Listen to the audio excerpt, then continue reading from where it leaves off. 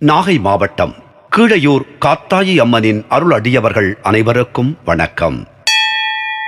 இன்றும் என்றும் உங்களுக்கு மகிழ்வான செய்திகள் தொடர நெஞ்சம் நிறைந்த வாழ்த்துகள். இப்படி தோன்றிய பல தெய்வங்கள்தான் ஆயிரம் ஆண்டுகளுக்கு பின்னர் குலதெய்வங்கள் ஆனார்கள்.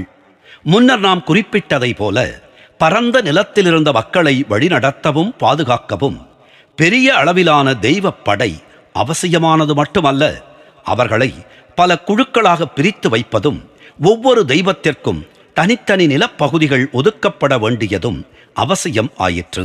அப்படி செய்தால்தான் தெய்வங்களிடையே மோதலும் ஏற்படாது. இப்படியாக தெய்வப் படைப்பு குறித்த பரந்த அடிப்படையிலான கொள்கையை பரபிரம்மன் உருவாக்கிய பின்னர் அடுத்து எழுந்த மிகப்பெரிய கேள்வி என்னவென்றால், அந்த தெய்வங்களுக்கு கீழ் இருக்க உள்ள மானிடர்களை எப்படி படைப்பது? பிரபஞ்சத்தை வெளிப்படுத்தி பிரம்மாவையும் வெளிப்படுத்திய உடனே பரபிரம்மன் பிரம்மாவின் மனதில் சில அம்சங்களை புரிய வைத்திருந்தார்.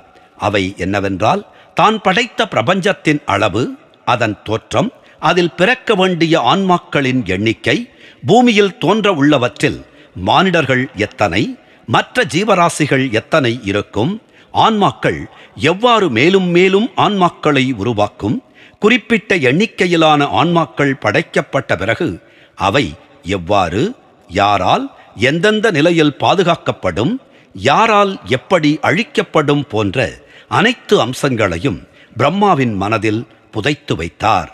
பரபிரம்மனால் உருவாக்கப்பட்ட பரந்த நிலம் படிப்படியாக கீழ்க்கண்டவாறு விரிவடையக்கூடும்.